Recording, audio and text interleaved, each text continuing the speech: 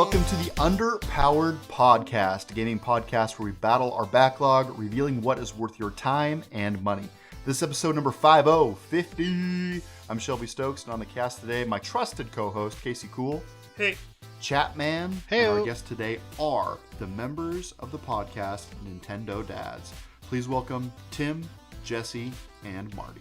It's good to be here. Thanks for having us, man. I really appreciate it. Greetings. Hello. Welcome, guys. It's nice to have you. I found you guys years ago when Breath of the Wild came out, and I was looking for all Breath of the Wild coverage, kind of like why we're doing our in segment today.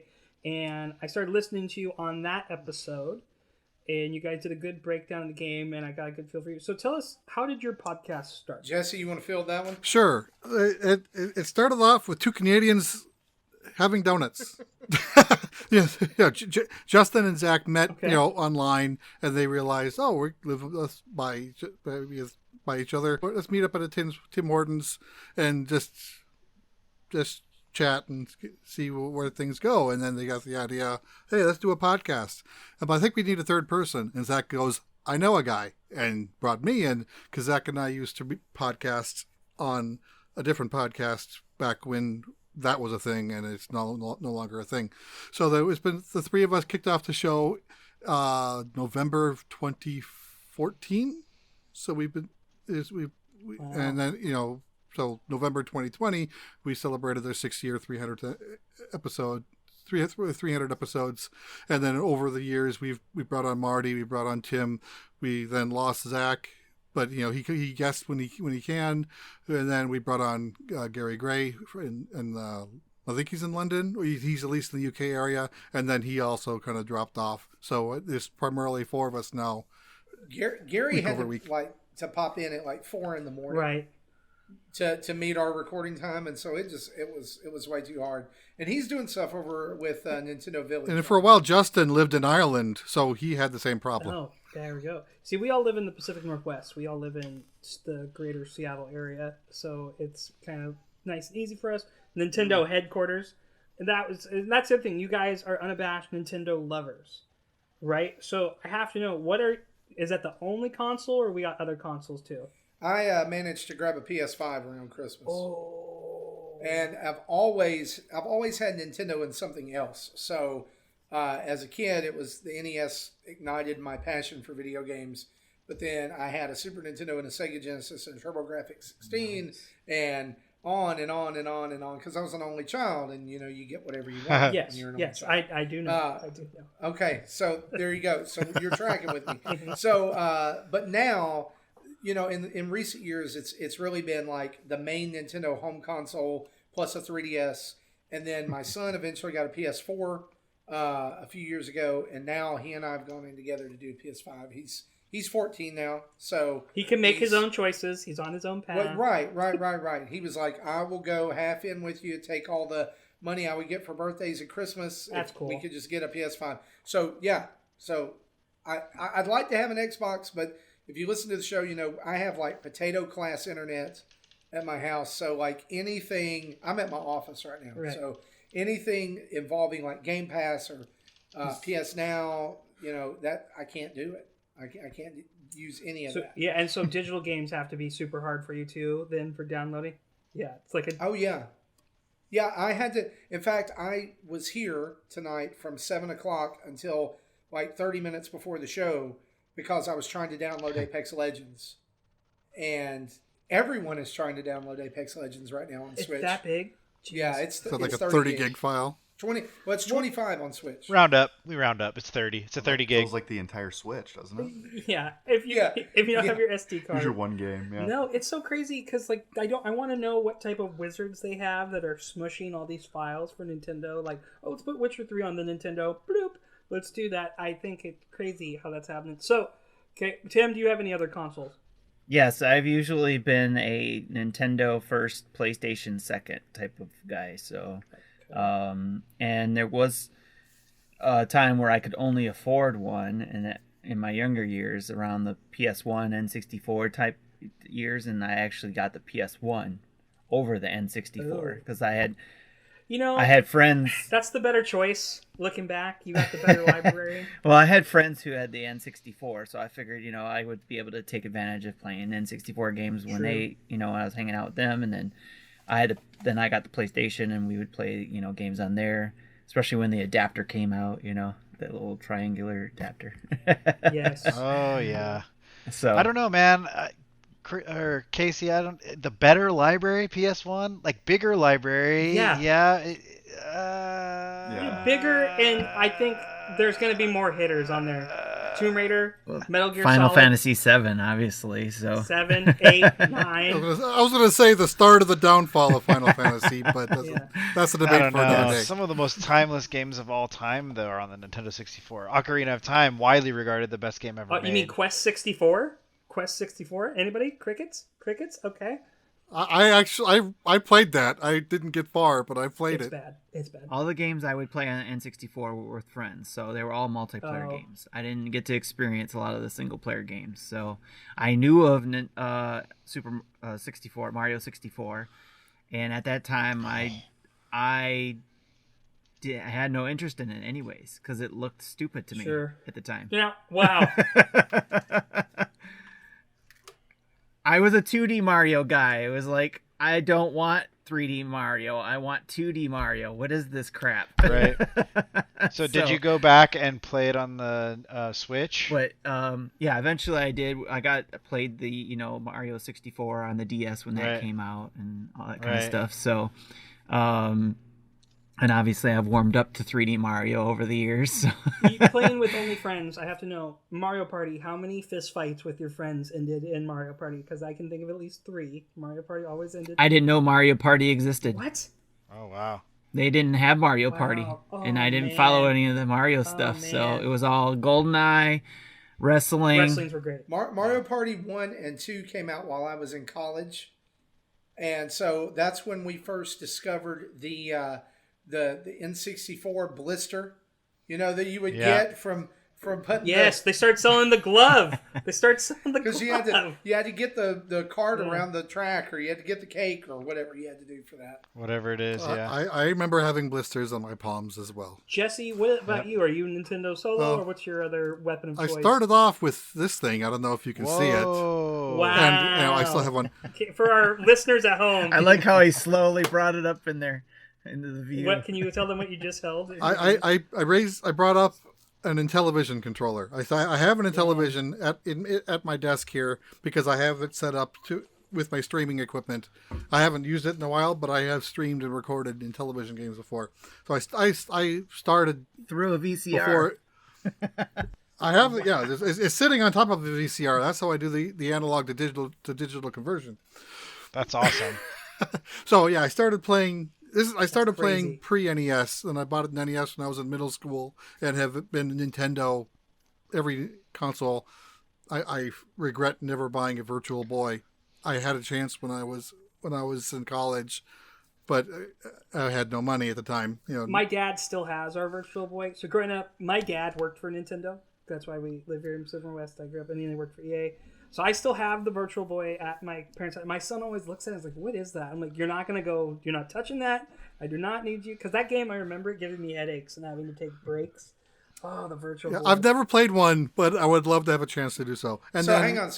So every time that we hear a Nintendo rumor and they say, I know this guy whose dad worked for Nintendo, that's you? I was that guy. Yes, I was him. My dad was that. You exist! No, it makes it. You exist. I exist. I was real. It was real. Yeah, Redmond, that's the headquarters here. My dad worked there in like the late 80s to 90s, and then he started working for Electronic Arts. So I've grown up in the biz. God, I'm so jealous. My dad was just a banker. I remember I got a Virtual Boy for Christmas one year, and we took it back because the games just did not pop. You took the Virtual Boy back? Yeah, we did. We returned it to the store. That happened to me with the Sega 32X.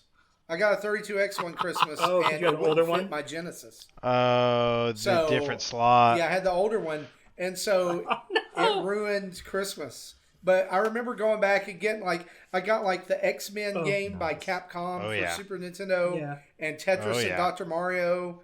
So I think I got a better deal considering what happened to the I mean, the 32X. only good game on there was Sonic and Knuckles. I will say that because I'm like a lifelong secret Sonic the Hedgehog comic book fan. So Yeah, the Sonic comic book where everybody You don't have to be gets on the ashamed of Sonic that. train. Which would have made the 32X even better, having to stack all those yes, the components. stack on stack on stack on stack.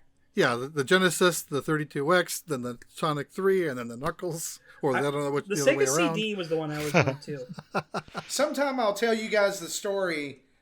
Sometime I'll tell you guys the story about how the Sega Genesis was a gift for me for reaching a certain weight for when I went to Weight Watchers as a kid because my dad was a masochist. Oh. As you can see, that worked really well.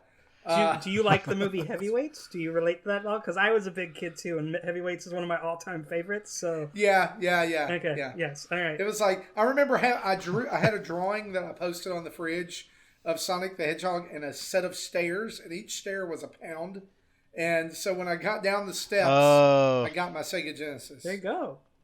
And then I just ate Oreos until I got fat awesome. again. So I was, And totally you're fine. like, now I'm going to sit down and play Sonic and gain all this weight back. That's what right. I'm doing. And then I've had just like Tim, I've had a PlayStation ever since PS2.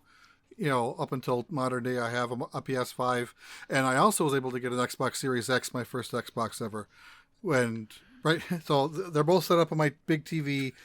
They both really haven't been touched in almost 2 months, but I have them. Now, is that touched because of lack of titles, or is it just why do you think you were?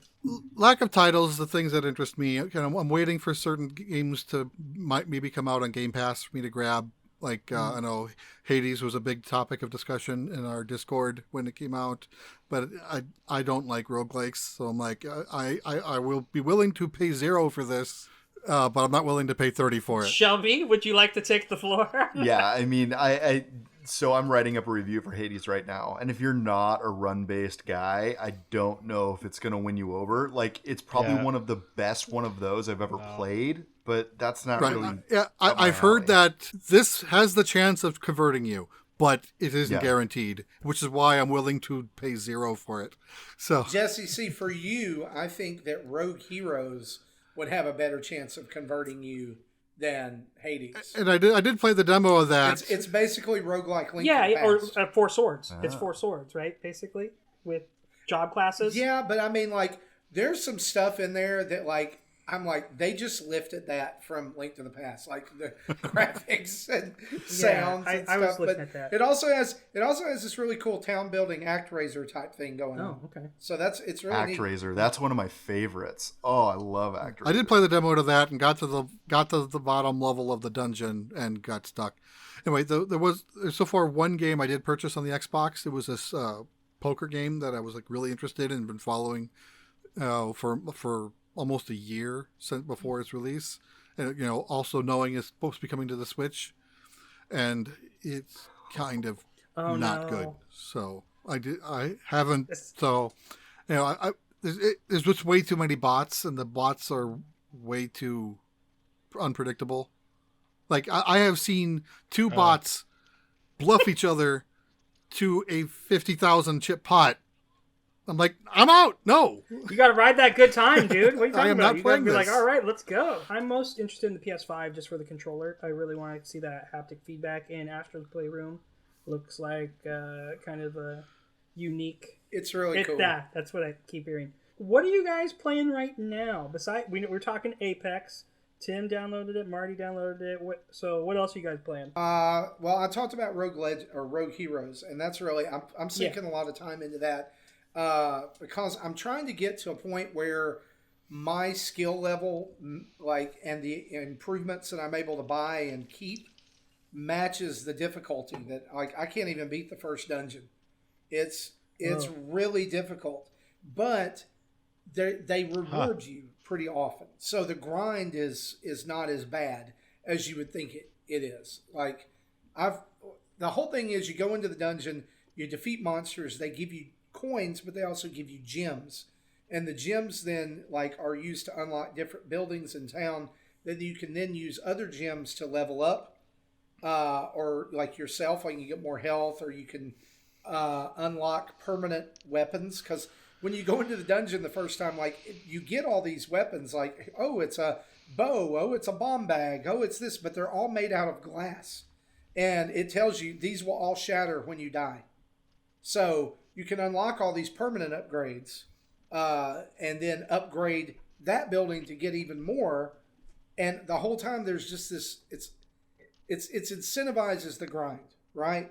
But I'm still like, I don't know if I just suck at it but whatever. But it's enough to pull me back in. Like I'm continuing to just find myself like, oh, I got one more run. I got one more time. That's my favorite phrase. One more time. One more run. There's job classes in that game too, though, right? Yeah, and so when you unlock the tailor, which is one of the buildings, it gives you the thread, which allows you to create the mage costume. And then somewhere along the line, you do a quest and you can create the ranger costume. And so you're not actually changing characters. Your character that you create in the beginning, which it's a very minimal character creation, like pick a color, pick a hair color, pick a symbol. That character becomes whatever you choose. Yes. Yeah. So you're literally making I've more currently hats. unlocked 3 of those, or the starting class, which is hero, and then mage and ranger. Mage uses it's like you have. It's weird because in Zelda, if you throw the boomerang a lot on pretty much every Zelda game, if you throw the boomerang, it does not use magic points. It doesn't. You can throw that boomerang as much as you want. In this game, throwing the boomerang costs 4 magic points. And when you run out of magic points, you can't throw the boomerang anymore. So the mage uses magic points, but much slower than everyone else. The ranger's better at using the bow. The hero is all around. But again, you can level all of those up and get more health and get more magic points.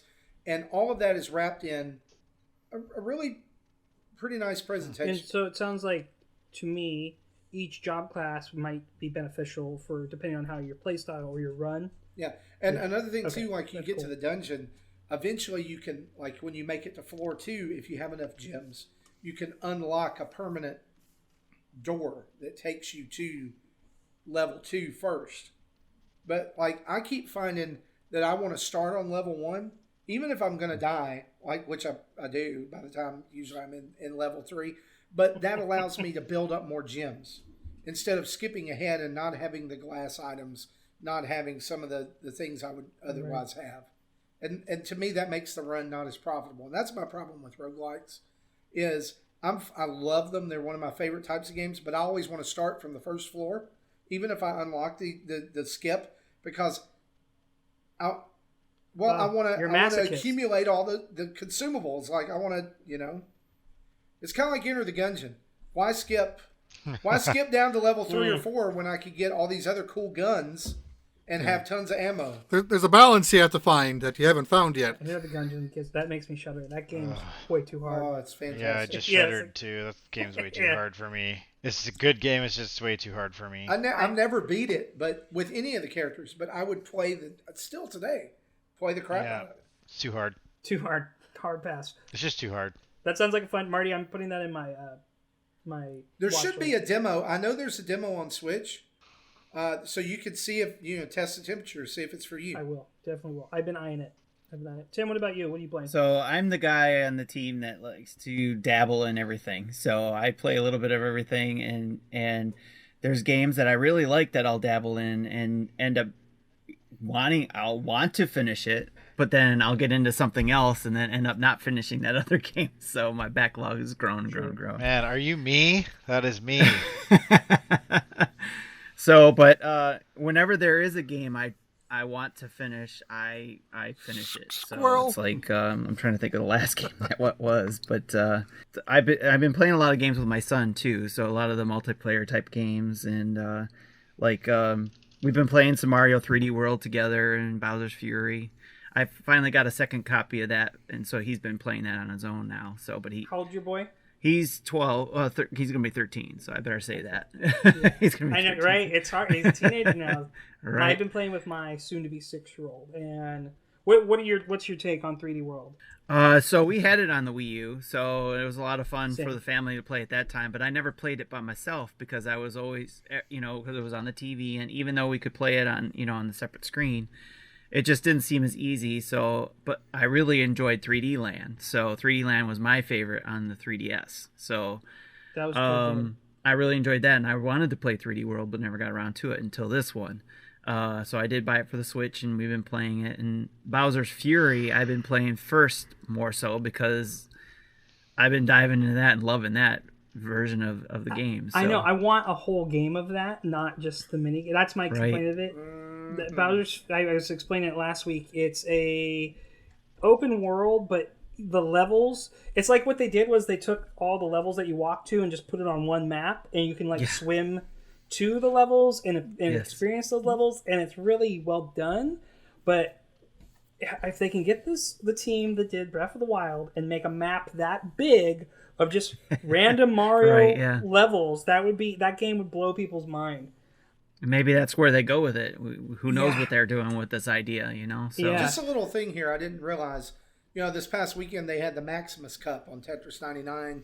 And it was Mario or the Bowser's Fury theme for the Maximus Cup. Until I played that, I did not realize this, and it's just a neat little tidbit that the Fury Bowser music that plays when he comes out has lyrics.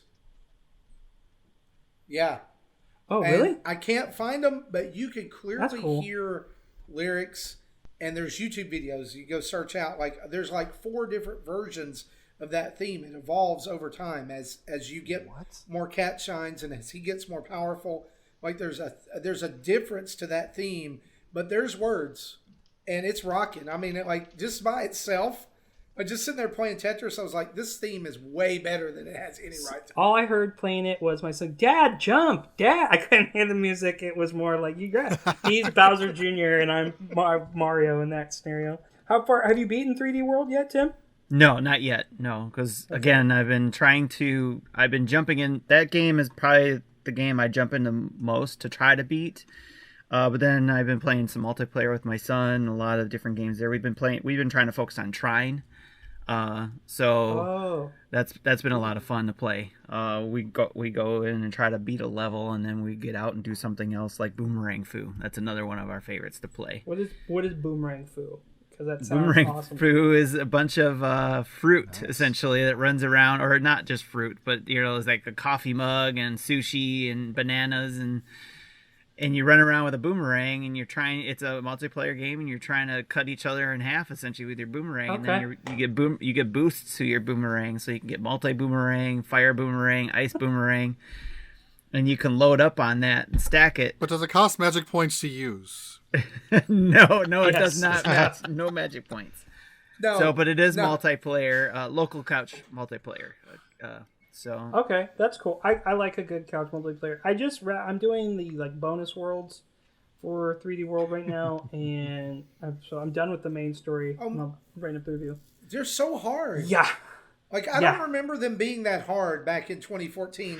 Apparently, I've just gotten suckier at video games. No. Since then. I think I use Princess a lot more because that float is so nice. And I remember more and more doing it with my wife. The Mario 3D World, with playing with her in the Wii U was not anything else. That was a horrible sentence structure. It was an awesome sentence structure. I remember me being Peach and her being Luigi a lot of times just because of the jumps, because they had that. My biggest regret from the Wii U version of 3D World is that I did everything up to the challenge road or whatever at the very end. Yeah. And I could never finish it. It's hard. I remember that too. Didn't matter who I played as. I just could not finish it. That is the limit of my Mario skill. My son was able to unlock the final world, but no one ever beat it. It's so hard. That came out when my wife got pregnant, and then we moved to some different game with my son. So we were like, all right, we're going to do something that's not so stressful. And then she got really into Smash Brothers on the Wii U when it had the board game mode. For some reason, that was her I'm like, that's what you want to play? After month 4 of the pregnancy, she's like, I'm getting motion sickness from all the flash. We're done. I'm done with this game. Jesse, what about you? What are you playing? So I'm the guy who picks a game and does nothing else. I'm focused on that game. because anything else distracts me. So I did pick up 3D World Bowser's Fury when it launched.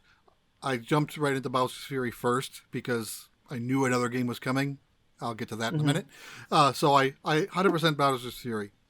Then I went to the main game, and I remember after playing Odyssey, I tried to go back to play the game on the Wii U, and I just thought it was so slow. I'm like, I couldn't even play 2 levels. I'm like, how did I play this when it was 4 years ago? Yeah. This is so slow. But the Switch version speeds that up. It is so playable. It is very nice. And I got as far as getting to the Bowser world. Yeah. And then stopped playing because Persona 4 Strikers came out. And I've been playing that ever since. That game looks cool. It is cool. Okay, what is Persona? Is it Persona with Dynasty Warriors? Like, is that a fair? Yes, I see some nods. It isn't.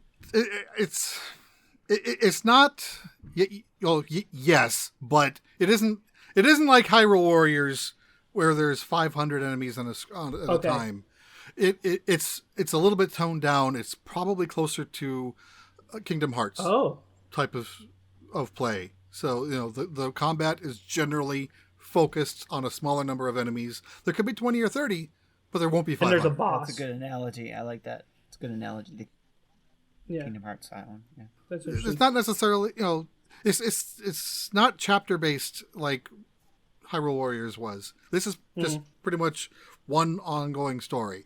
And so there are bosses, and then there are stronger enemies that are just that take more hits and take a little bit more strategy to defeat. But it is a sequel to Persona 5. So those who haven't played it, especially Switch, Nintendo only people wouldn't have played this yet. Yeah, you're going to be a little confused on the story. They do have enough exposition to fill in the holes. Yeah. So if you haven't played the original game, you're not going to be completely lost. You just might be minorly lost. But but I did play the original game on the PlayStation 4 when that launched. In fact, that's on my backlog. That was my. When we did end of year awards, I give one to the most expected game of the next year. Persona 5 was that game 2 years in a row, and it still didn't come out for 2 years after that. So so I did finally play that and finished it, and then I'm playing through this one. I'm probably a little more than halfway through now, about 25 to 30 hours in. So it's a shorter game than the original game. The original game is a 100-hour game. It looks cool. Like, I look at it, I'm like, that's cool. Like, every time I say, I'm like, that's a cool looking game. Yeah, technically, if the combat flows nice, I don't see any frame skips. Comparing that to the PS4 version, which my son has, obviously the PS4 is faster. I think it's running 60 frames versus 30 frames a second. And the Switch does have some pop-in on insignificant objects. Like, this park bench wasn't here 10 feet ago, but is there now. But anything that is important, like items or enemies, you'll see that it isn't the way. So you're not going to have that type of problem. Like, we've heard, I can't think of the game off the top of my head, but one of those shooter-looter type of games that came out on the Switch had severe pop-in problems. Like, you would run to an area, and then a monster would spawn on you, where you should have been able to see it or half a screen away. Yes. Outer Worlds? Yes. That's what I've been playing. That's the other game I've been playing is that one. So, but they fixed that. They fixed that on the Switch. It's a little bit better. So. What are you thinking of Outer Worlds? I really enjoy it on the Switch, and when I've done the review for it for the Nintendo Dads, when I did the first look and a review of it, I said that if you're looking for graphics, don't play it here on the Switch. If you're all about if you want that visual effect, if that's a big thing for you as a gamer, go play it on the better consoles, on those consoles that have the better graphics. But if graphics aren't going to take you out of the game, if you're fine with being immersed into it the way it is on the Switch, then you'll be okay. So That's the way I felt. That game feels like it would be perfect on Switch too. The portability in that game, I think, would do it a lot of benefit. I'm having a blast with it being portable because I can just take it up. Right now it's just being portable. It's going to bed with it, right? So I'm having a blast with that game, and I constantly think of the story I'm engaged in too. Like I'll be at work and I'll sit back and all of a sudden I'll think about what I've been playing and just like, oh man, I want to get back into this game so I can find out what happened, or that was where I left when I did the last game review was for the new DLC that came out for the Switch. And it was, I had to rush through some points of the game to get to the point where I could open up the DLC. So, cause I hadn't played in a while. So, but it was still fun. And when I got to the DLC, it was like the DLC is what's been kicking around in my mind, through the day. So it's been a lot of fun. And I recommend it for the Switch. Like you said, that game on the go, it's Outer Worlds on the go. And it's like fantastic. And even though, again, if it's... Let's see Miles Morales do this. Right. Everything's fantastic on the Switch because it's on the go. Like so I mean, it may not look as great on the PS4 or PS5 even, or whatever, but still, that's what I mean. Is if you're all about the graphics, then go play it there because it is a fantastic game. Right. Whatever system you're playing it on, it's a fantastic game. Go play it is what I say. But if I enjoy it on the go because then I can take it here, play it here at my desk. I can take it upstairs, play it on the TV, or I can take it up to my room or somewhere where we're going and have it on the go. And that's fantastic. What kind of character are you rolling in Outer Worlds? So I guess you would call it like a tank type guy. So or I'm heavily armored and yeah. Because I'm slow. I'm a slow gamer. I like to look around and and when people are shooting at me, I'm like, okay, I'm getting hit. Where am I getting hit from? So I need to take some damage before I can figure it out. So, but that's I'm heavily armored and slow. Speaking of armored, Shelby, you've been armored up playing some Doom Eternal, I hear. Dude, Doom Eternal is in my mind all the time. I want to be playing Doom Eternal right now. It is so good. Oh my gosh, I can't stop, man. It is definitely brutal. Turns out you're making your way through hell, and as you do. It does not pull any punches. I told you. That's 2 games for you making your way through hell this year. That's my theme, man. That's my theme. You got to stay with the. Yeah, you did Hades and now Doom. I think it's an allegory right now for 2021. Shocker. I got to say that a Bethesda shooter is unlike a lot of shooters on the market because of the speed and the way they reward you to get in and take aggressive action on these different characters they set up. And it is so satisfying. Like, one of the things they set up right in the beginning is if you can melee one of the enemies, you get health drop. And basically, it constantly is sucking your health. So it's basically causing you to run into these situations where you don't know how you're going to get out exactly. But the back and forth, the pull is so good in the game. I can't get over it. I found that, like, the whole strategy of run in and blow your way out. Like, that's basically what it is. You've got the chainsaw from the very beginning. And it's like, if you want armor, you're going to have to chainsaw people, or is it health? Or maybe it's ammo. I can't remember. Chainsaw gives ammo. Chainsaw gives ammo. Yeah, I picked it up and I played maybe 2 hours of it because of getting pulled to something else. But you're right. It's incredibly fast and it encourages aggressive play. And that is not... that's not how I play shooters. Yeah, I'm the same way. I normally hang back, get a long gun, get an up-close gun, and then just kind of juggle depending on the situation. But this is forcing me to play with every gun in your arsenal, which is so brilliant because you never have enough armor, so you run out of ammo on a gun, and it just automatically flips to the next one, and then you got to adapt to the situation. I also think it's brilliant that there's no reload in this game. And I didn't play a bunch of Doom like back in the day, but if you have the armor, it will come out of the gun. So when you're out of ammo, it's just next weapon. Let's move on to the next guy. Oh, I think that's a new feature to Doom. Enemy weak points, correct? Now enemies have like a weak spot that you have to hit. That's a new feature? Yeah, I think 2016 I've had heard weak mixed on points that. too. I've heard mixed I would reviews believe. on that. I can't speak to like older Doom games other Not than all the of most them, recent but ones. they have it. The first Doom reboot did not have weak points. It had Oh, really? if you do enough damage, then you can do the like melee kill for extra whatever.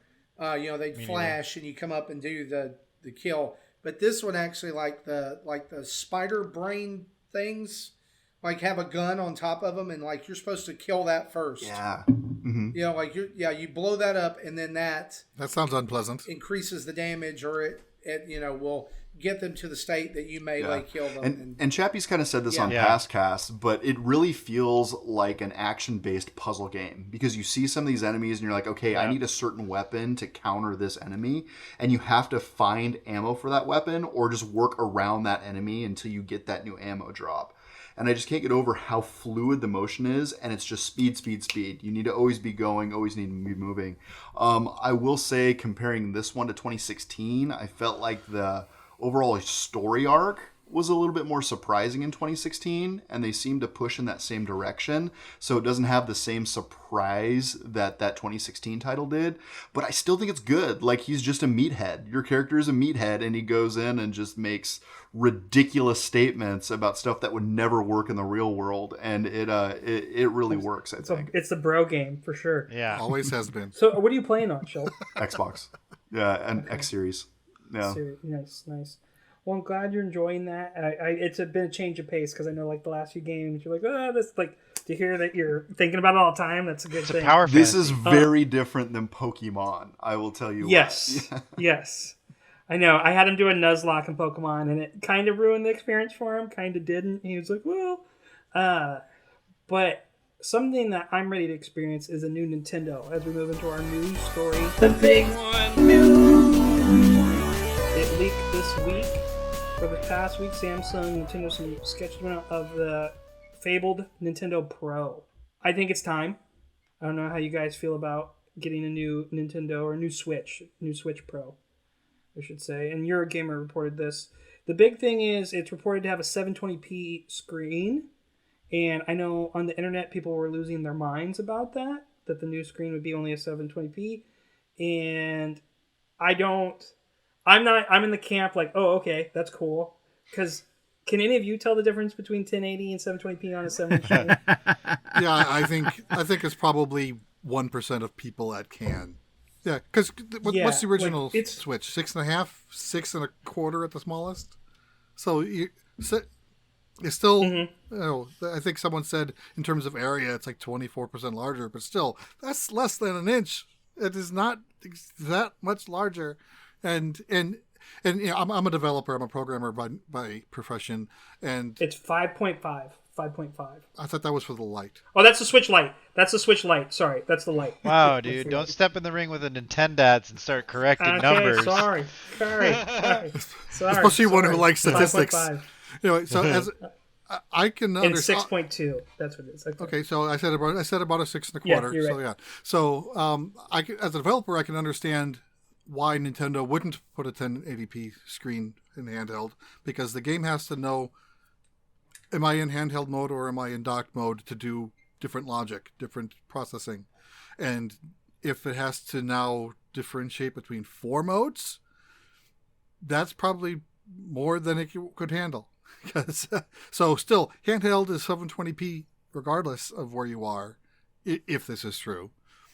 And so it would only have to worry about if it's docked and if it needs to do the rumored 4K upscaling or not. Which is wizardry to me. Like, I don't know how it's like, oh, I'm handheld, I'm not. My biggest fear is not with the screen and the graphics. I'm sure Nintendo will make that right, having, like, they've made the right moves of outsourcing that.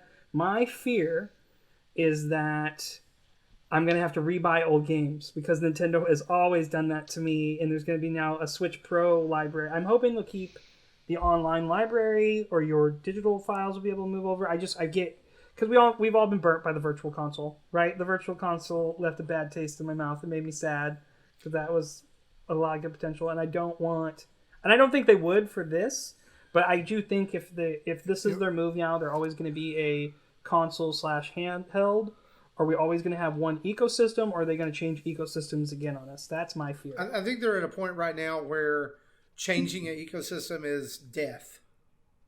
And I think that they're smart enough to realize that. Well, like when you have Reggie and others saying that, like looking back, that Switch was a do or die system. Yeah. Like, it was like that it had to make it. I'm not going to sit here and say that they're surprised by the success, but I think that they are surprised. Like pleasantly surprised. Yeah. Like I think it's like, oh yeah, it really did work. But I kind of see it more of what we got with the new Nintendo 3DS XL when it came out, and the current 3DS. There were just some games that the 3DS alone couldn't play, and I think the biggest example of that was Xenoblade Chronicles could not play on a regular 3DS. Hyrule Warriors, I believe, needed the... It could play, but it was garbage on it. Yeah, it was very garbage. And then the as Jesse reminds me a lot, the Super Nintendo Virtual Console on the 3DS could only be on new Nintendo 3DS models. I had a friend who wanted to get Earthbound, and he had an older 3DS, and he got everything set up, and then he came home, he's like, wait, I have the download code, and I can't download it?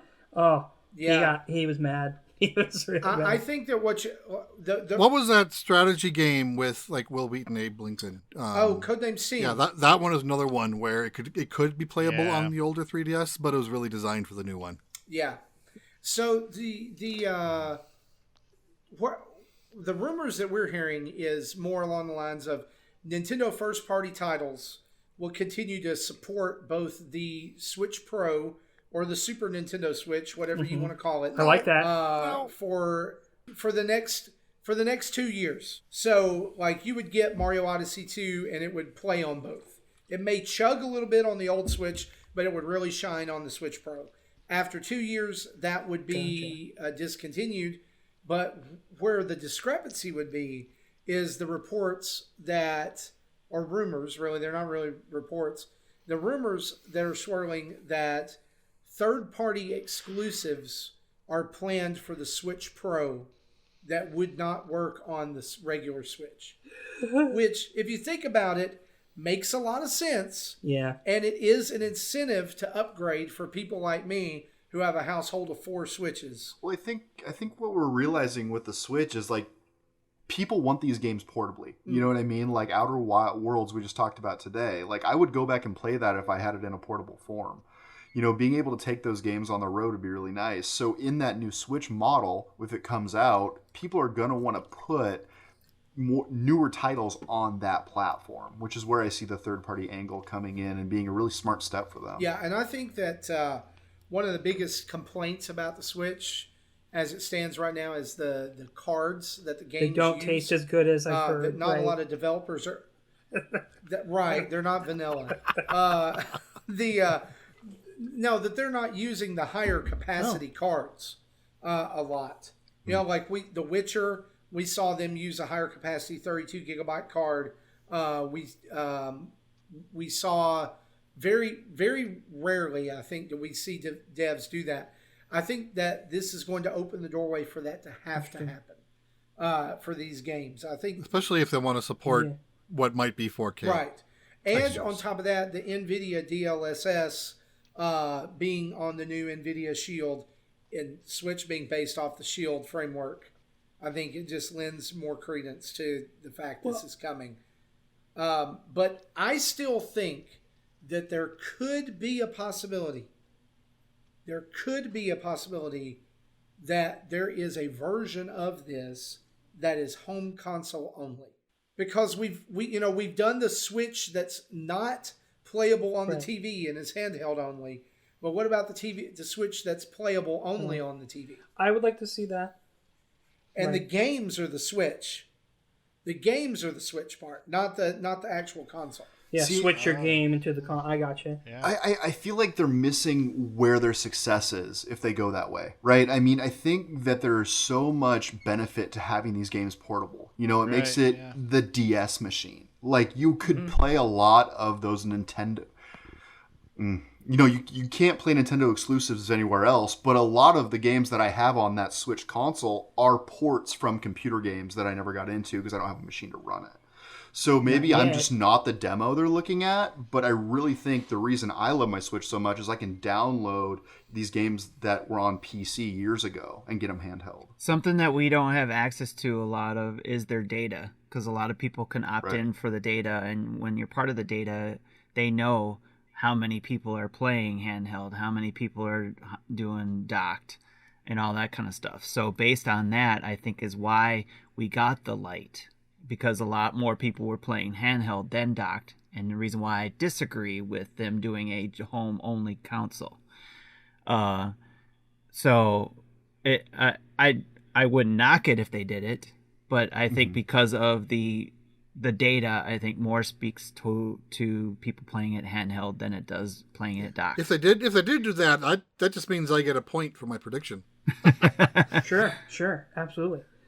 What are they going to do about the Joy-Con? They have to do something about it, right? Like, that's the elephant in the room. But they're not going to acknowledge it. They're just going to say it's a Joy-Con Pro, or something like that. So, it only breaks after 2,000 hours instead of 1,000. So they will have to. That. It has to probably do something with that design of that particular joystick, right? Yes. So, as opposed to the joysticks we've had over the years that last a lot longer, even though they also still get drift. So, it's just the amount of space and the amount of the size they are and the how small they are. So get the N64 divot back into it so it can hit the corners. You know what I'm talking about? That hard shape. That would be maybe the move. I don't know. Like, growing up, I've always thought of Nintendo controllers as quality. I've seen many times my dad losing in King Griffey Jr. baseball and throwing the Super Nintendo controller and it bouncing it back up in his hand, never breaking from rage. I was like, wow, that's a really strong controller. It's so disappointing. But it's also nice to hear that PlayStation's having a drift issue. This seems to be like the new thing for consoles, apparently. PlayStation's got a class action lawsuit going against them. Do you think it's a new thing, or do you think it's like the current thing? Like, kind of like when you're wanting to buy something and you don't have it yet, you start seeing it everywhere. There's a name for that effect. Yeah. And I just wonder if that's like all of a sudden it's like, like console, like controllers maybe have always drifted, but now we're hypersensitive to it because we want to make it that way. I don't I don't think it's new. Like when I had the DS, I had that disc thumbstick that they put on that DS. That thing was hot garbage, and you'd immediately go to the mine buttons. just broke on my 3DS. Yeah, I had a really hard time with that. I think too, it probably has something to do with the amount of games people are playing too these days, especially with the pandemic and stuff. Putting a lot more hours into the device I believe, has a major effect on what is going on with that. Yeah, I saw a breakdown video that someone did of like the PS5 controller, and he found that the actual parts that are used for the analog stick is the exact same technology used in the Switch Pro controller and the Xbox controllers. So it's all the same parts. So I'm like, why is they just picking on PlayStation 5? It's because it's the new hotness that everyone wants and no one has yet. And we've also found that with repairability, most of the time on the Joy-Cons, if you just use a cleaner... Yeah, it gets gunked up, right? In the inside? Yeah, the contact cleaner. It's just... basically you're cleaning it out and it ends up just being lint or little particles or whatever that's causing the issue that's getting in there. I was bringing mine to my classroom on Fridays for kids that did their homework, and sixth graders have gross hands, so this is making a lot of sense. That's why my old ones are all grimed up. My other my tinfoil hat theory is they make it breakable so you buy more. Planned obsolescence. Yes, that's true. Well, I've got a good comparison here for the Joy-Cons. I've had my day one Joy-Cons last a lot longer than my son's who had gone through 3 pairs.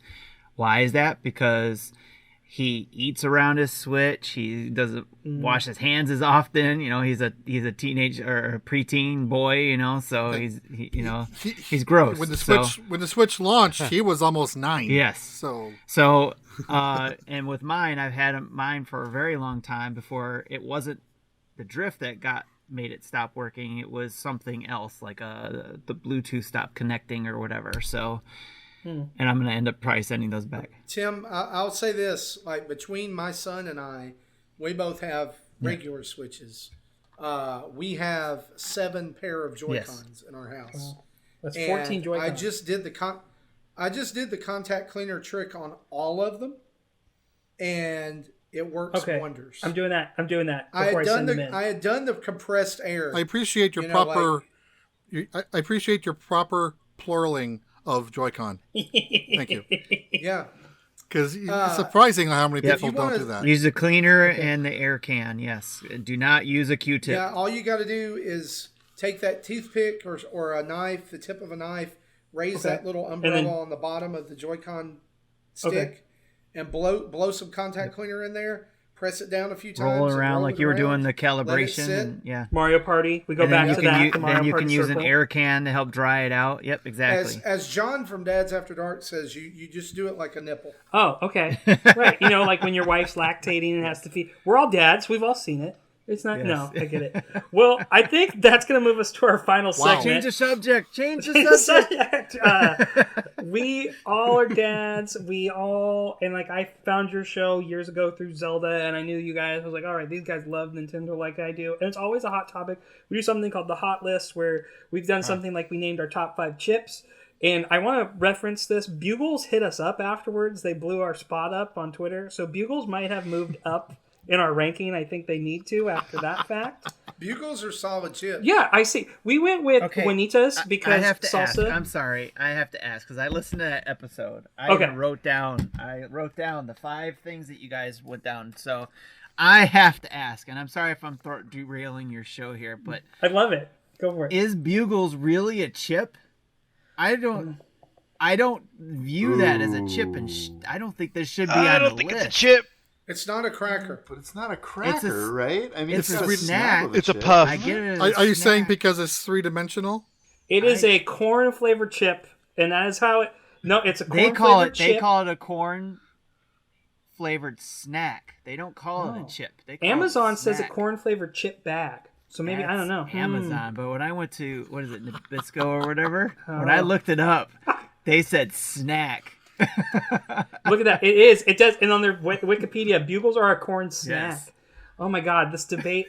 Yeah, see, Bugles doesn't want to be painted in the corner, man. They're gonna do what they want to do. They're fun on your fingers, dude. They're fun. But I enjoyed that episode, by the way, guys. That was fun. Good, appreciate it. I'm glad you enjoyed it. So we like to do little debates like that. In this one, I knew it was going to be a heady topic, and I'll put it in our chat here so you can read off, or everyone should know their lists. But we are going to rank our top 5 Zeldas, and we are going to do an accumulation episode, and this will go up on our website as the top 5 Zelda games everyone needs to play. Hot list, it's getting hot in here.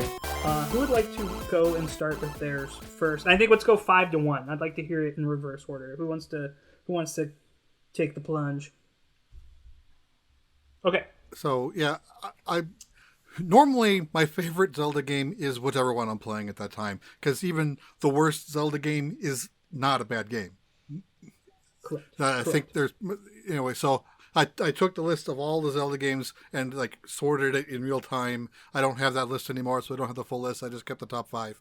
But my top 5. My number 5 is Majora's Mask. Let's go around. Okay, Marty, what was your number 5? My number 5 is Twilight Princess, and I actually had a hard time coming up with this list because there are other Zelda games that I think that I would like to be on this list, but I also view it as like putting it last on the list makes it look like it's bad. Or like I think that it's bad. And it's not. It's just that there are other Zelda games I think are way better. Yeah, very good choice. But as far as this one goes, like I loved this game because in a lot of ways it broke the mold of modern Zelda. and took it to a place that had not been yet. And so that's why it's ahead of so many others. Yeah, that's my number me. 5 as well, is Twilight Princess. And the reason I like Twilight Princess so much is Perfect. because it really feels like one of the only times that Nintendo went for it on Zelda. Like, we are going to push this console to the furthest we can in terms of graphic ability. Now, you can argue the systems in Breath of the Wild, obviously, but Twilight Princess was a beautiful game. For its time, and even comparing those side by side, I still think Twilight Princess is something that's pretty special. I always wish I got the HD remake for the Wii U for the Wolf Link Community. That was another thing. I never beat Twilight Princess, but you could be a dog, so it's pretty awesome. Like, if you can be a dog, sign me up. Chappie, what is your number 5? Link to the Past is my number 5, and I'll be honest, I never, in all my years, I never finished Link to the Past. I never got to have a Super Nintendo growing up. I was a Genesis kid. Because you're a Sega kid. And my mom, like, was the first person to use the meme that is now popular, which is you already have a Nintendo at home, and my Nintendo at home was a Genesis. So I played Link to the Past on my Wii U Virtual Console, and Breath of the Wild came out when I was like midway through it, and so the rest of that story writes itself. Yeah. But I think it deserves a spot. I understand why I understand why it's so highly regarded just from playing maybe half of it. I didn't use a strategy guide, so I don't know like how far I was, but it was great. The music was great. The graphics were amazing. It was perfect game for that 3D or that Wii U gamepad. I had a good time with it. For me, it's my number 5 as well. I have the memory of that's a game my dad and I beat together. I was very young, so I would be kind of scared to play. So I memorized the map. I would tell my dad where to go. He just listened to me. Like, my dad doesn't play video games like that anymore because I was always like, no, go here, do this, do that, check this puzzle, look at this, light this on fire. Let's light this on fire. Like, I have so many fond memories of it. And now that I'm playing Secret of Mana with my son for our backlog challenge, I remember as a kid I wanted Secret of Mana to be 3-player Zelda, and it's not. You know, it makes me appreciate, because my son will play Secret of Mana is kind of a chore because we have to play it together for Dad's podcast. He loves playing Link to the Past, though. He found the red boomerang within like his first 5 hours, just him playing around because he wanted to swim. I have so many fond memories of that. Tim, what about you? What's your number 5? So before I start my list, I'm going to say this, that again, kind of going back to what I was talking about, the N64. You're probably going to know that I didn't play N64, so a lot of those games aren't on my list, even though they came out for 3DS, because of where I started Zelda. And you'll probably see a theme through my list in regards to what that is. Between me playing mostly handheld and me playing mostly 2D Zelda games, right? So my number 5 is Phantom Hourglass for the DS.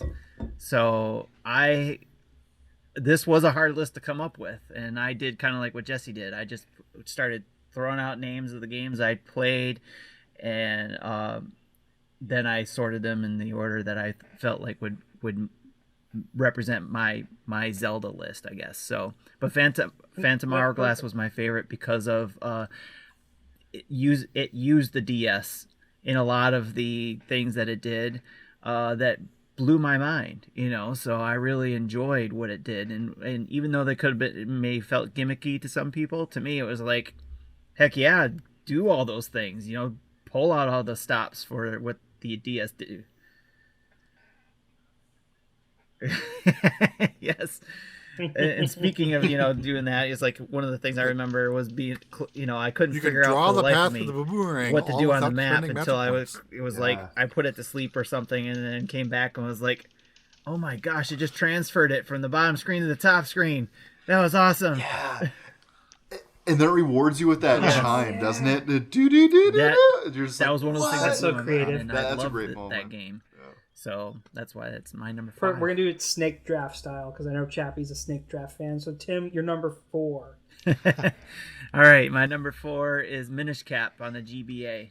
So that's a good one. Another game, third party, right? Capcom published it or no, Nintendo published it, but it was Capcom. Yeah. Capcom developed it. They're the only other company they would trust. Yes, they developed it. So, and it was, again, it was just being able to play on a little portable device, big to me, it was a big Zelda game, on there, and it gave me some of the vibes that I had from some of the other 2D games that I played at the time, but with Zelda games, I should say, and just the mechanics of being able to shrink down and go into little tiny holes and do little trick puzzles in regards to that was a lot of fun. And that one, unfortunately, I have a sad story for, and that is that I was probably this close to beating it, and my son got a hold of my GBA and erased the file. I fear that day. That's tough. I fear that day. So Yeah. ever since then, I have not beaten the game yet, but it was close enough to where I feel like I put it on my list. I had a blast. That's I'll what go the back show's to about. it. I'll go back to it. It's what do you call it? I'm an ambassador, part of the ambassador program for my 3DS, so I was able to get it there, and I have it on my 3DS. Nice. So eventually, That is I'll go back and play it. My number 4 is a game that eluded me for 24 years, and that was Ocarina of Time. I beat it last year when the pandemic started. I finally went back and put it on my 3DS, and I beat it. And why I have issues with some of the mechanics because of over time, like the camera work's not great in that game. The storytelling's really solid, and then the beats and the pacing of that game is perfect. I can see people arguing it as the greatest. I see why there's a lot of great elements to it. Yeah. The controls kind of just would take me out, but it's such a classic game, and if it got a update of any type, I would buy it up in a second. I would love to see it with new control. Like you see people make the Unreal versions with the Unreal Engine, and I'm like, oh yeah, I want that, please, please, please, please. Sign me up. So it's a reason why it's so beloved, and I get it. I get it now. I'm one of the cool kids. Chappie, what is your number 4? First of all, I'm glad that the game made your list. Going back, and playing a game that old and with that much time to age now, that really shows just that it made your list at all. I mean, I just went back and played Mario 64, and I'm like, dang, this game is showing its age. Still love it, but I had the nostalgia. Anyway, my number 4 is Wind Waker. I remember being so excited for a cel-shaded game when everyone else thought it was just the most abhorrently awful decision that any game developer had ever made, and Nintendo basically having to fight to get people excited because the world was just destroying the idea before it even came out. And it is delightful.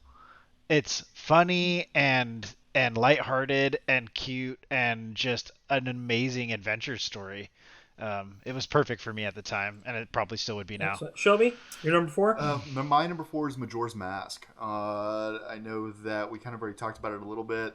The accolades that I have for Majora's Mask is that it's almost run-based, but it's also telling a story in that. You know what I mean? It seemed like every time you would restart that cycle, it felt like a brand new day, and you could kind of go anywhere you wanted. I felt like they were tackling game design in that game that had never been seen before, and it was only appreciated later. And I don't think I realized how refreshing Outer it Wilds, was. I'm looking at you. Outer Wilds? Right? That's what they copied, right? They're like, oh yeah, we like Majora's Mask. Let's make our version. I mean, it's not a 1-to-1, right? I mean, right. It's an homage. I want to jump in real quick because I didn't really going back to when I said Majora's Mask as my 5, since this is the last time it's going to be coming up by the looks of it. I just wanted to share a little of my background with it. I never could get into it on the N64, so Please. If it wasn't for the 3DS remake, this wouldn't be on the list. It probably would be Ocarina of Time instead. But when it did come out on the 3DS, it did. While it did hurt some things like the swimming aspect with the fish mask, but there was enough quality of life improvements to it that I was able to get through it. And actually, I think I 100%ed it. I had the Fierce Deity mask, and I had all the heart containers, which is like the first time I've ever done that in a Zelda game. And so you would recommend the 3DS version for anybody? Yeah, and it also lets you go backwards in small segments, not just in the original. If you went backwards, you were back to day 1. But in the 3DS, you could go back to the start of day 3 if you wanted. You had more fine tuning of where you hopped around. I've never played Majora's Mask. and I would really like to. Yeah, I'm really hoping for that Switch remake. That would be cool. Marty, your number 4? For me, my number 4 is really? A Link Between Worlds on the 3DS. I just fell in love with that game, and I think I there's two things I remember about that game that stick in my mind so well, and that is, number one, they released it the same day they released Mario 3D World on the Wii U. It was day and date. That was also the day the Xbox One came out, and they did a midnight release for that at GameStop. And I went, and they were like, "Are you here for the one?" And I'm like, "No, I'm just Mario 3D World and Link Between Worlds." And they're like, "Yeah, I guess we'll sell those to you too." So I bought them and went home and played. Like, I didn't go to sleep. And it's that attitude is why they don't exist anymore, right, Marty? That kind of is part of the second one, the thing that sticks in my mind about the game, and that is that I finished it in a weekend because I just could not stop playing it. I thought that it took everything that Link to the Past was and made it even better. And especially with like the like being able to turn into a painting and play around on the wall and solve puzzles that way. It was just brilliant. And I would love to see them play around with that mechanic again. Like, they have this, Nintendo has this really odd thing about, like, they'll debut a mechanic in one of their mainline games, like Mario or Zelda, and then you'll never see it again. And I'm like, but that, like I really hope, and this is a totally different subject, but I really hope that we get the Odyssey style throw the cap and take over enemies again. Like, I thought that was brilliant. But that's also Nintendo's MO. They don't do a sequel for the sake of doing a sequel. They want to do something new every time, which is why we don't have enough Zero games. I know that, but sometimes you just want a sequel as comfort food, right? Like, so, I mean, Mario Galaxy 2 was kind of the closest they got to that, I think. Right. I mean, yeah, they did, but like, I just, Link Between Worlds is so good. It reminds me I need to go through and play it again. Yeah, and I still think they innovated there too in Galaxy 2. Mm-hmm. Well, and Jesse, that leads us to your number 4, which is also Link Between Worlds. Yeah, Yeah. I don't think I beat it in the weekend like Marty did, but I do. I remember I have played through that game twice, and I've been wanting to play, it again at some point soon. Along with the one that Tim mentioned, the Minish Cap. Yeah, they're kind of on my unwritten backlog of things I wanted to replay again. Yeah, I would love to see your written backlog with your history in gaming. I would love to see, like, all right, what's your... There is a written backlog doesn't exist. Otherwise, it would be a novel. You should see Shelby's manifesto. When we started talking about this podcast, I got a he sent me going. a 8-page document of, are you crazy? Let's narrow this down to 10. Let's chunk these. Yeah, it was a whole thing. So, Jesse, back to you now. We're moving on to 3. You're number 3. I said Twilight Princess. And this was GameCube we launched title, cross platform. And I liked the grittier art style, even though it was on limitations of the Wii hardware. It still looked nice. And I remember replaying this on the Wii, and then like 2 weeks after I finished playing it, they announced the Wii U HD remake. And I'm like, I'm not ready to play that game again. And to this day, I still haven't played it. And last summer, I came close to actually doing it. I had to track down a copy, the old copy of it. And my joke is, they haven't announced the Switch port because I haven't played the Wii U version. There we go. So can you play it so we can get that, please? Thanks. I appreciate it. Please. Marty, your number 3. Is Link to the Past. Will forever be in my top 3 of Zelda games. It's a Link to the Past is a yearly playthrough game for me. Like, there's a time every year that I will replay that game. Sometimes I'll do just a bare bones run, just do what I can and play through just as I want to play this. again, comfort food. The last couple of times I played it have been 100% runs, because the first time, because I'd never done it, I wanted to get everything and see everything. The second time was just started out as I'm just going to play through it, but then it was like, oh, I remember this, oh, I remember that, like I remember where this is, and it just snowballed until, why not go ahead and get the last couple of hearts and all the magic upgrades and blah blah blah. It's, to me, that game transports me back to Friday nights, 14 years old, Little Caesars Pizza, Kool-Aid, and one of my best friends and I staying up till 2 or 3 a.m. trying to find our way through all the dungeons. Best times of your life. You don't even know. Absolutely. And just feeling so accomplished when we finally made it to Ganon and took him out. Just epic. Shelby, your number 3. Wind Waker. We kind of talked about it a little bit. I really liked Wind Waker. I really enjoyed the boat and being able to go around that huge ocean. I mean, it was a big departure from a traditional Zelda in that realm, or, because you're in a boat, you're kind of handcuffed to the boat combat. But I thought the discovery of the different islands was pretty rewarding in terms of that world. Big fan. Chabby, your number 3? Link's Awakening Switch. I had never played it before, the original version, and I picked it up, and I was just charmed by it. I thought it was a great game. Why is the chain chomp in here? Like, what is going on? And the answer to that question is, like, there's no explanation really needed. They just did that. They went there, and there's nothing wrong with that at all. I loved the remake. I liked the art style that they went for, and seemingly if you had played the original, it would have been a great way to replay it. I don't have that experience, but I bet you it was. And looking at some of the other people lists here, I'm guessing it was. My number 3 is Link Between Worlds, and we keep linking memories to it. My memory with it is a little sad. So when I got that as a gift. It was like my second year of teaching. I got the new. I still have it, the brand new XL 3DS. I got the Link Between Worlds 3DS, and I was like, oh man, I'm really excited to play that.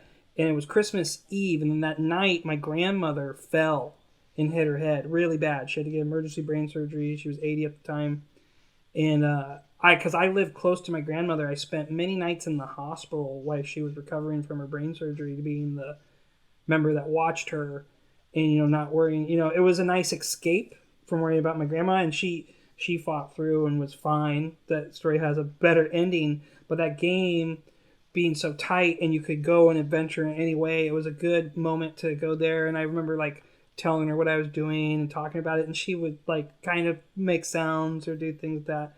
So that game will always make me think of my grandmother, who I lost last year, and it's an important game to me, and it's a really good Zelda, and it's a really good growth of Zelda.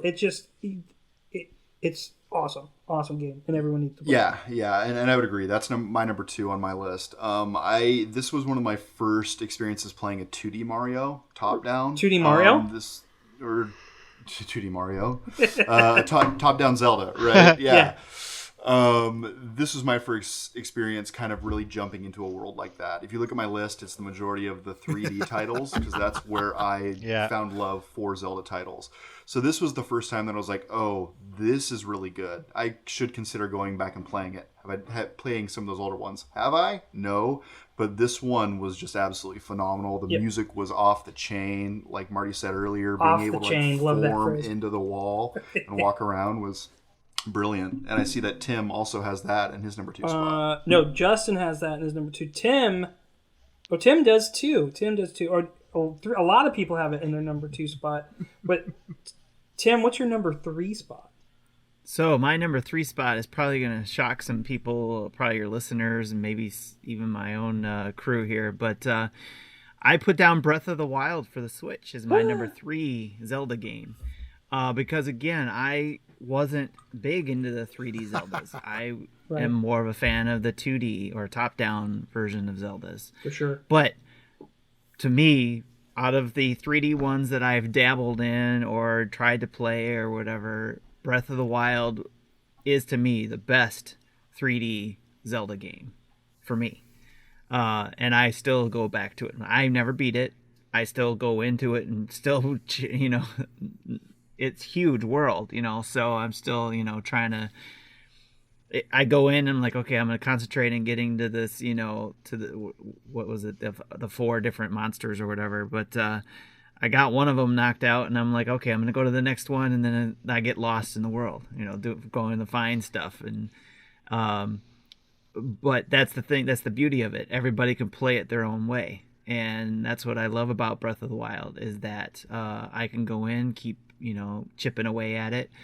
My daughter a couple summers ago spent all her summer vacation essentially trying to beat that game, getting through it all. And she discovered things that I didn't even know about and I didn't even hear other people talk about, which I thought was interesting. So, but of course I didn't really follow everybody because I didn't want things spoiled for me either. But Breath of the Wild to me is at the time, like Jesse was saying, if I was playing it right now more, it'd probably be my number 1. But I think nostalgia kicks in a lot of times for a lot of choices, and that's probably where you'll see my list at when we get to number 1. But yes, number 2 is Link Between Worlds 3DS for me as well, because of all the same things you guys said.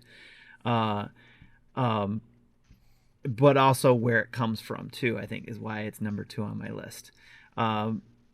Because it's being a sequel to Link to the Past type of thing. So, but Link Between Worlds, again, a handheld for the 3DS, and the 3D on that, if you could stand it, it was outstanding. I loved playing it in 3D on the 3DS.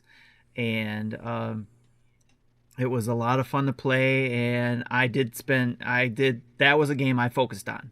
I told you guys I would go dabble on games and stuff like that, but when I got that game, that was the only game I was playing. I didn't touch anything else. It was all that, and when it was time to play a game, it was time to pick up 3DS, and that's all I was playing. So, yeah, my number 2 is Link Between Worlds. Your number 2. I'm just going to jump out for time, because we have to now take our list and make a super list from them, right? If we could just go through and name them for sake of time. Chappie, your number 2? Breath of the Wild's my number 2. Okay, and then Shelby's was Link Between Worlds. Mine is Wind Waker, and we'll talk more about that game because a lot of people have it at number 1. Jesse's number 2 is Breath of the Wild. Marty, what was your number 2? Link's Awakening. Link's Awakening, good choice. And Jesse, your number 2. Yeah, my number 2 was Breath of the Wild. It was a toss-up between 1 and 2 on that, but I figured, the thing that didn't make it number 1 is my number 1 game is a game I would be willing to play again, and I have multiple times, but I don't know if I want to play Breath of the Wild again, just because I played it the first time through was 150 hours. It was a great 150 hours, but if I have another 100-hour game I want to play, I have other games I want to play and not Breath of the Wild again. And your number 1 game, since we're back to you, your number 1 game is? And my number 1 is the Wind Waker. Number 1 is the Wind Waker. I played that on GameCube, and then I played the HD remake as well when that was released.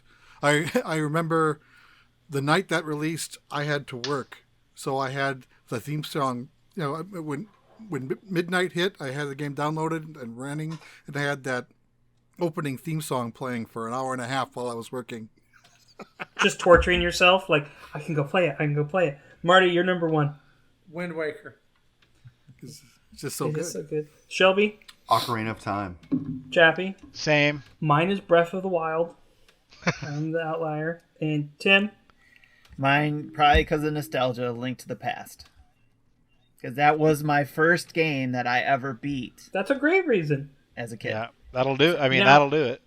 For Justin, one of the members of your show, he put his list in so we could just, help this. His number 5 was Wind Waker. His number 4 was Link to the Past. Number 3 was Link's Awakening Switch. 2 was A Link Between Worlds. And his number 1, he's with me on this, Breath of the Wild. So here's the fun part where we make alliances. We got to rank these. We got to make a 5 through 1. Okay? So here's the thing, though. Do we really have to do this? The Zelda franchise is so unique in the sense that everybody can find their version of true. what their best Zelda game is because they all have different flavors to them. I'm just saying this might not be a task that we have to undertake, but we can try. We can try.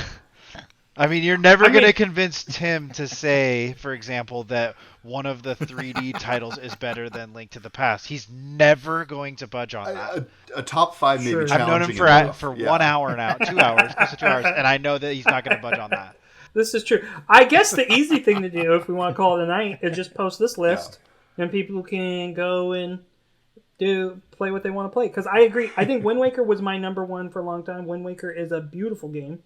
Wind Waker, I think that Breath of the Wild took more from Wind Waker than people realize, because Wind Waker was the first game that let you explore a map however you wanted it. You just had to get on your boat and go, and then get certain tools. And I think they said, what happens if we give them all the tools, and then they can explore? That it's the evolution of those two. I don't know, man. Breath of the Wild, though, I think it's the GOAT. It's what Zelda's supposed to be. Well, that's why it's so high on my list. I know, it's not even on Shelby's. I don't like breakable weapons, and it didn't tell me what to do. Oh, that's your... No, it's like, hey, we know how to make dungeons, so forget it. We're just going to put you in a field, and you can run around aimlessly for 100 hours. They gave you 120 mini ones. Dude, don't break my weapons, man. Hey, I got an idea. You know what a fun mini game would be? If you just throw random in a pot and then we play this little song.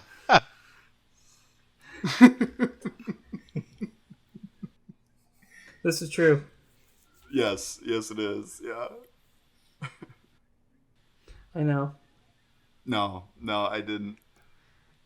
Mm-hmm.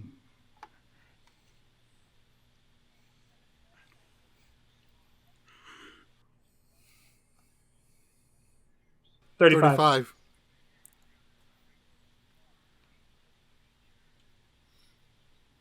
This is true. It is.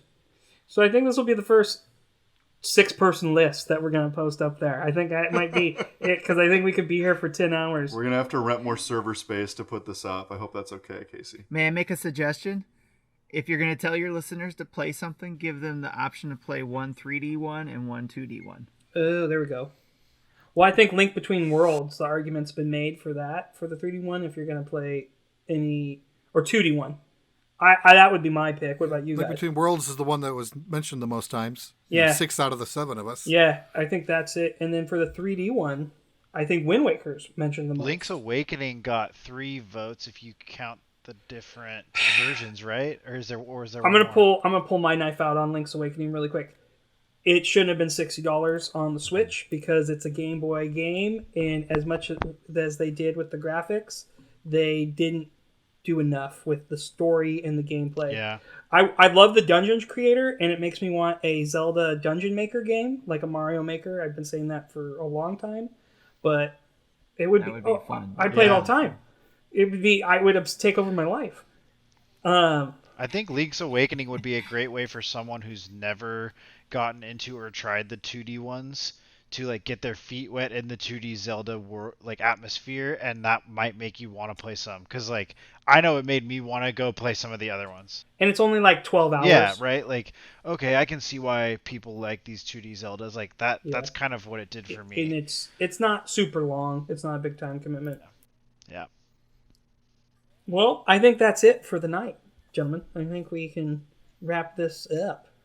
Shelby, do you have any more hate to spew about Breath of the Wild before we go? Because I know you love to. The hype train was too much for me. I couldn't get aboard. I tried to get on the hype train, and it was going past me, and I'm like, I don't understand. And then I continued to play. Yes. Cyberpunk syndrome. So, yes, thanks for... But one of them's good and well-liked. Yeah, I enjoyed Cyberpunk quite a bit as well. And that wraps it for our show here tonight. Where can our listeners find more of you fine gentlemen? Well, you can head over to our website. It's nintendodads.org. And there's links to all of our social media, our YouTube, podcast episodes, written reviews that some of our listeners and patrons have done, and a link to our Patreon page, and our TeePublic and Redbubble merch stores. as well for people who'd like to pick something up there. But really, if you just go anywhere and just type in Nintendo Dads, we pop up. And a lot of this description will be in the description below. People can click the link and go right to your guys. Awesome. Well, thanks for being with us, guys. I know some of you are staying up pretty late to be a part of this conversation, so it's appreciated. Yeah, it was a pleasure to meet you guys. We'll do it again It sometime. was awesome. We really appreciate you asking us to be on. Yes, thank you very much. It was an honor. Well, and I'm going to be on your show, it sounds like, on the 25th. Yeah. So I'll be seeing you guys soon. And then you'll finally meet Yes. Justin. If you want more of us, you can follow our social channels in the attached description. Our website, underpoweredmedia.com. Check us out there. We also have a Discord set up. Feel free to come chat. Also, feel free to leave us a review, 5 stars, please. That is a wrap for this week. We're out. Play your games.